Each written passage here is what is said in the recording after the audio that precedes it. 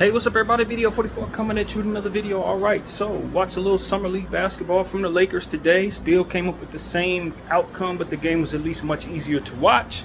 So we're definitely happy about that. I had some link issues down the stretch of the basketball game, which was really frustrating. In the last 5 minutes of the game, when the Heat were roaring back, I didn't really get a good chance to see what was going on. But I did go back and watch the highlights, and we just went cold, stayed cold. You know, I think, first of all, people are going to say Bronny James had a bad game. He was a +8. He had 2 steals, 3 blocks, 3 assists, 5 rebounds, 3 points. He filled up the block score. So for those who are saying he had a bad game, I hate to tell you this, but there's one or two things going on there. Either you're reaching for your narrative or your basketball IQ is in the trash, because he didn't have a bad game at all. I just want to put that out there. Bronny James did not have a bad game. And for those who are telling us that, they're reaching. They're reaching hard, and they know it. One thing I will say that Bronny's going to have to understand, though, is he's going to have a target on his back to score the ball because of who his dad is and because of how he got into the league. It's going to be hard for him to be himself if this is who he is and make it in the NBA. It's going to be hard because, or a better way to describe the thought is, they're going to try to keep him from being able to succeed being this type of player. They're going to want him to score the ball. To justify the casuals who will then look to justify, or rather take the opposite of justify, discredit how and why he's here. Truth of the matter is, there's nothing wrong with a player having the type of stats he had tonight. If he's going to have that type of stat line every night, he's going to help his team a lot. He helped on both sides of the floor with assists, rebounds, steals, and blocks. All of that holds value, and his plus-minus was fantastic. All that holds value. For real basketball fans, he's a helpful, connective piece. So I really appreciate what he did. It's a good stat line. But as I said in the little short video that I made yesterday, if he's not going to score the ball, they're going to discredit him. And they're going to try to kick him out of the league. They're going to say he's not doing well. And it's all going to be about the point total, because that's just how those who want to paint this narrative can present it to those who don't know the game. He only had 3 points. Who had a good game and had 3 points? Who had a bad game and had 3 blocks, 2 steals, 3 assists, 5 rebounds, and a +8? Like, they'll accept that from a role player like Kyle Anderson. Call it a good game for Kyle Anderson and understand this game and let it be. But for Bronny James, if he don't have anything more than like 15 points, it's a bad game and he doesn't deserve to be here. And who cares what else he did in the box score? It's irritating, but it should be expected because of how he got here, because of who his dad is, and ultimately because people are going to try to make their name off of discrediting the young fella. So that is just what it is. I think he had a really good game for what I was expecting. Played better than he did in the last game. And I thought we were a much better basketball team on the floor when he was on the floor next to Kuzi. When that was our backcourt, we were kicking tail in third quarter specifically. My link wasn't troubling me at all. I was able to see a good portion of Bronny's run. He was good out there. Next to Kuzi, Connect, those guys, Castleton, that was a good lineup. We had something good going on. Things started going south when we took those guys off the floor and started going to Henson, and Traore had a bad plus-minus, unfortunately. But to me, what was really killing the Lakers was just the aggressiveness but ineffectiveness of the shooting of a combination of people. It was really the whole team. We just haven't really been able to throw a rock in the ocean as a unit. But Max Lewis's shooting was pretty bad. I think he ended up with 5 out of 17. He missed like 18 straight field goals in a matter of 2 games, which is like staggering. Aggressive. I saw some good things defensively, which is encouraging because when we drafted Max Lewis, that was where we were told he was no good. And he showed some really good things defensively. So when you look at a guy who's likely going to be a nice scorer in this league when he develops, but has some severe deficiencies guarding the ball, and then that's where he really pops off the screen in a game like this, you feel great about Max Lewis being able to put it all together someday. As long as he's progressing in the areas of weakness, I'm encouraged. So that's what I'll say about Max Lewis. It is a struggle when a guy doesn't know when to kind of look for other aspects of helping the team.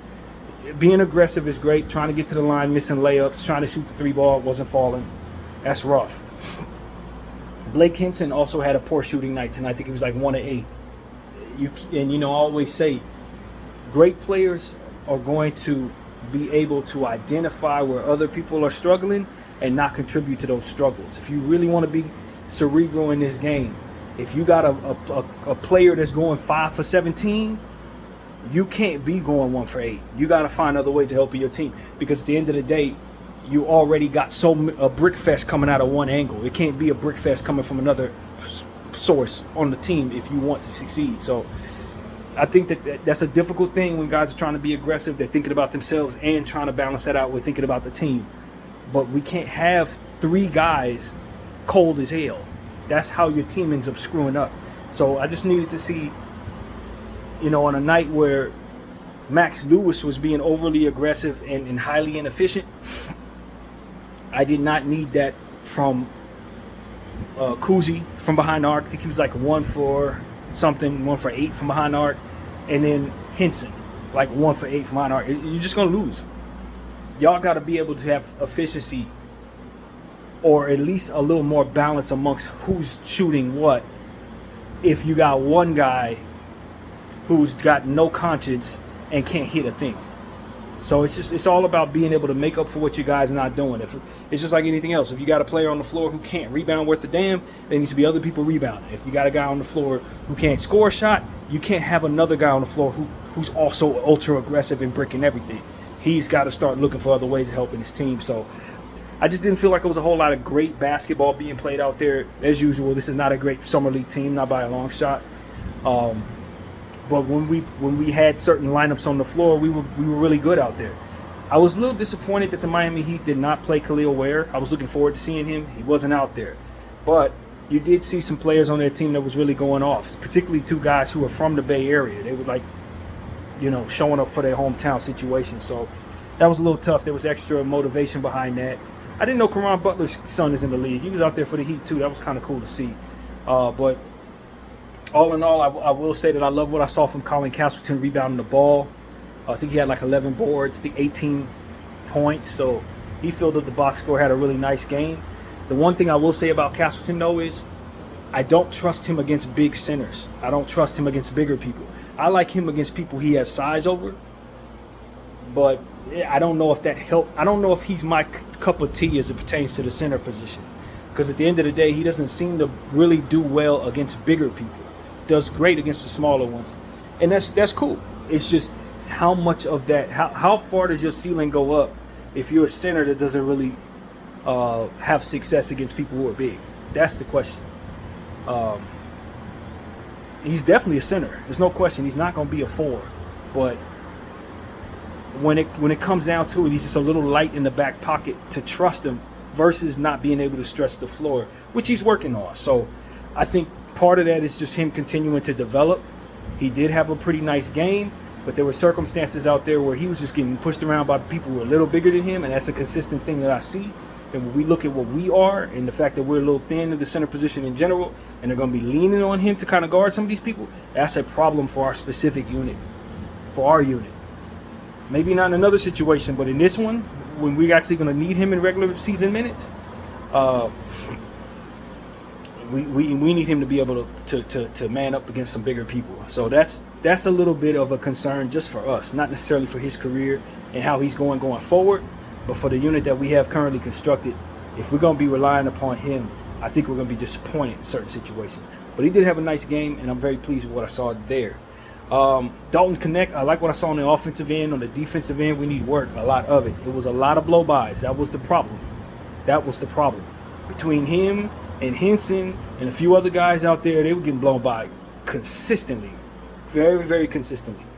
And for those who don't like Bronny James wasn't getting blown by like that. We did see that nice spin move that one player did off of him. I wish I knew his name, but it was a fantastic spin move. We also saw Bronny James hit the floor, but we also saw sequences where Bronny was keeping up laterally with people.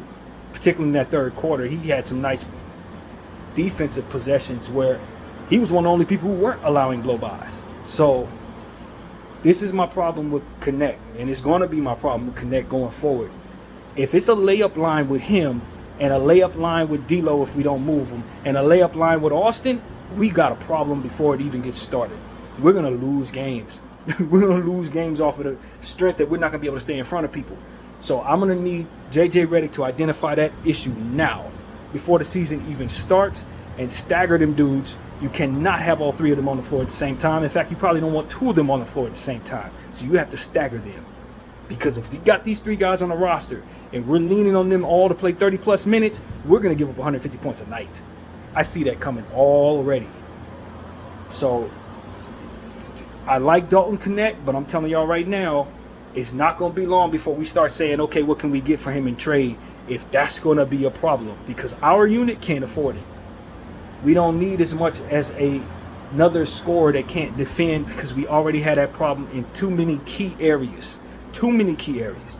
And I know we have Anthony Davis behind those guys, but all he going to do is get in foul trouble, and it's a layup line from there because we don't have a backline guy after AD, which is why we need to address that center position even further. So I'm excited about Torrey hopefully doing that. I saw some good sequences from Torrey, even though he had a bad plus or minus. He can maybe help in that area and give us a little more. But I'm telling y'all, I already see this problem starting now. You got three players that are likely going to be prominent players that can't stay in front of anybody, man. And that's a problem, a huge one. So I already see that forming. I don't like it. Because when it really comes down to it with Knecht, you got summer league guys blowing passes through consistently. What the hell is it going to be when you got Jaylen Brown and Anthony Edwards and De'Aaron Fox? Like, that's scaring me for us. I'm already terrified of that. So if we don't find a way to stagger those guys, it's going to be a situation where we're going to have to move on from one or two of them. Austin, D'Lo, or Knecht. It can't have all three of them on the same team, y'all. We just can't. They are going to demand too many minutes to be on the floor at the same time at any given moment. When you're getting blow-bys consistently, hell no. That's not just a no. That's a hell no. I'm telling you right now. So I already see a problem with the Knecht piece. I already see it, man. I'm not telling y'all I'm going to trade him right now, but we really do need to be able to not have this problem. And like I said, Austin's already a mainstay that we refuse to trade, for which I love Austin, I really do. But he's kind of the biggest culprit in this situation, because if he played defense at a level that didn't allow for blow-bys, I could afford for Knecht to play a little better, a little worse rather in that way. I could afford for D'Lo to start the season as our starting point guard. But the fact that Austin's a blow-by machine, Matador, when it comes to that type of thing, now my forward can't have that problem, and my point guard can't have that problem too, or it's going to be a layup line for some very, very prominent guards out here, and we're going to be giving up career highs to people like De'Aaron Fox. It's just going to happen, y'all. Guys like DeJounte Murray, now he's in the Western Conference, he's going to be blowing by these dudes left and damn right, and I'm not ready for that. So if there's ever an argument that the team got worse, and I said this when we addressed that, when we were talking about how it was being discussed, this was my concern here. This right there. Dalton Knecht fell to us. We didn't expect we would get him. But because we got him, now we got to understand that he leaves a specific weakness that our roster can't necessarily afford to have, man. That's the problem.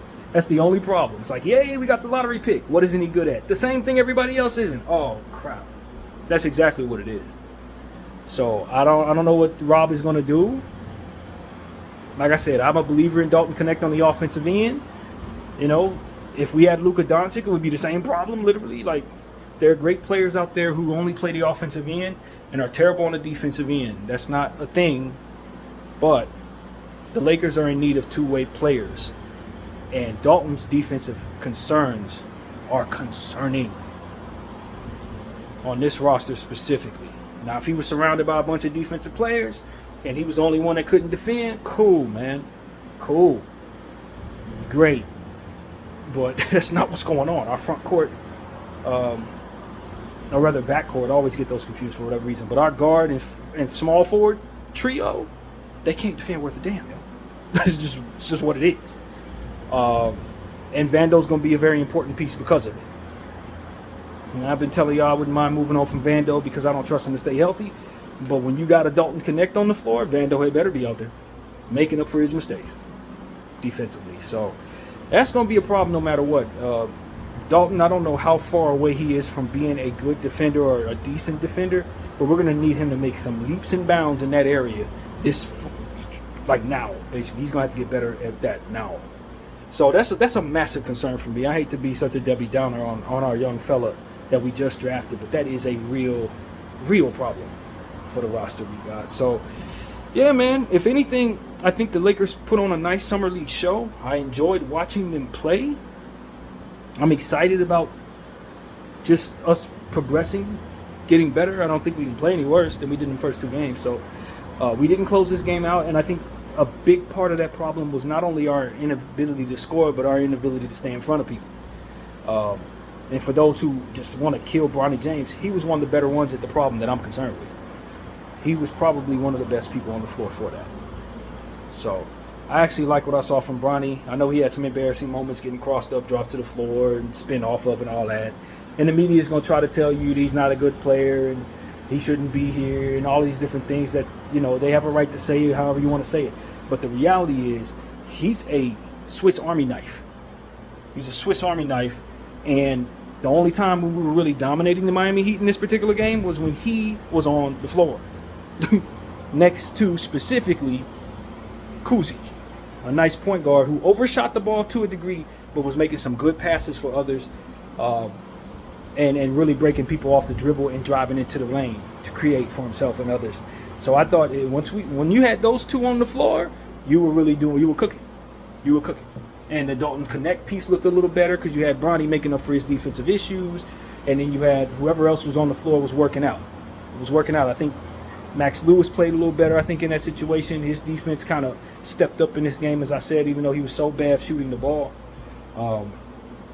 So you saw some good things there when that certain lineup was on the floor. When you got away from that lineup, Miami came right back in the game. So, this was a game of runs, and at the end of the game, we just couldn't get on our own. The combination of constant blow-bys and poor shooting efficiency was ultimately the problem. And it's been the problem the whole 3 games of the California Classic. So that's pretty much what it is, man. I wasn't nearly as frustrated with this game as I was the last 2. This one was watchable. We were up by like 12 at one point. It was when Bronny and Kuzi was on the floor together. And, Castleton rebounded the ball, really looked good out there. I just really want to give him his credit, filling up the box score. Offensive rebounds, stuff like that was really good for us. So that's really my take on this game, man. And Dalton Connect offensively looked good. Hitting 3-point shots, getting in the paint, the explosiveness looks nice. I like Dalton Connect as a piece. It's just how this team is currently constructed.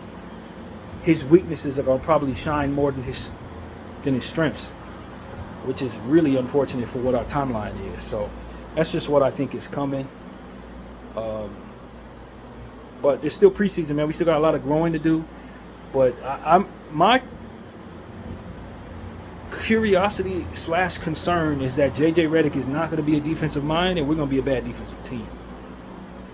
I don't doubt we can score. I don't doubt that. But what type of defensive mentality does JJ have? That's a question mark for me, that I'm worried if it's answered wrong, we're going to be bad. Not just like not good, but bad. So I don't have any confirmation, or it's nothing that I'm certain of, but these are like worries as a Laker fan that I'm seeing. It's starting to form that our defense may not be very good as a unit, especially if LeBron James takes some steps back defensively. He's been playing defense here and there pretty good. I think he's been better this past year than he was the years prior. So we're going to need him to really sit in that chair some more. Obviously, Anthony Davis is going to anchor the defense, but if everybody around him is a layup line, they're just going to be sending him into situations where he gets in early foul trouble. Can't afford that. I see that coming too. So, yeah, we got some moves to make if we want to be even a cohesive basketball team right now. That's what I think. We got some things to do.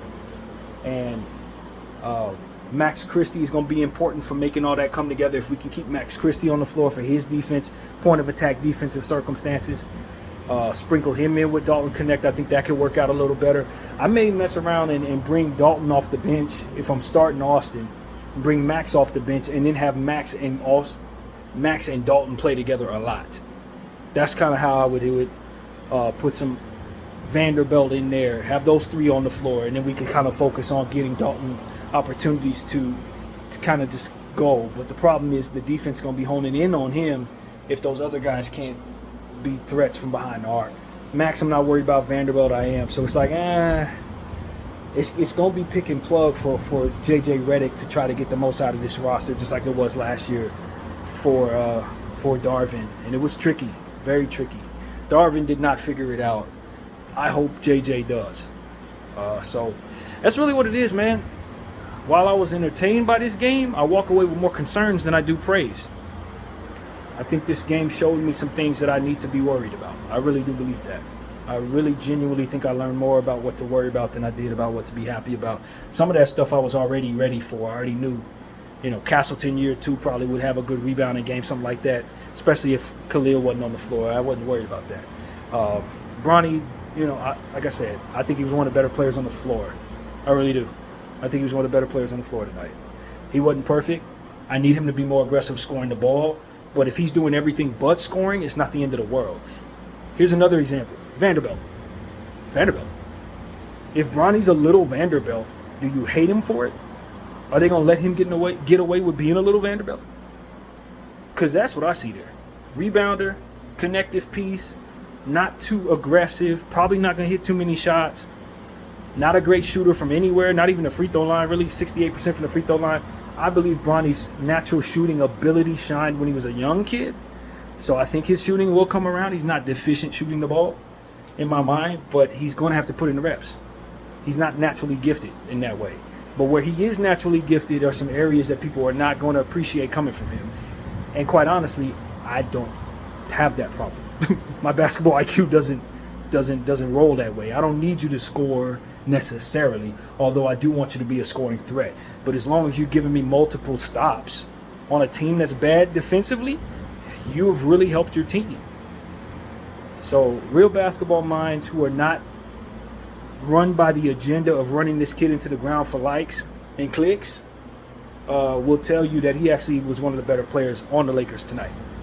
And they don't get even close without him. They certainly don't have that big lead in the third without him. Doesn't happen. So that's the truth.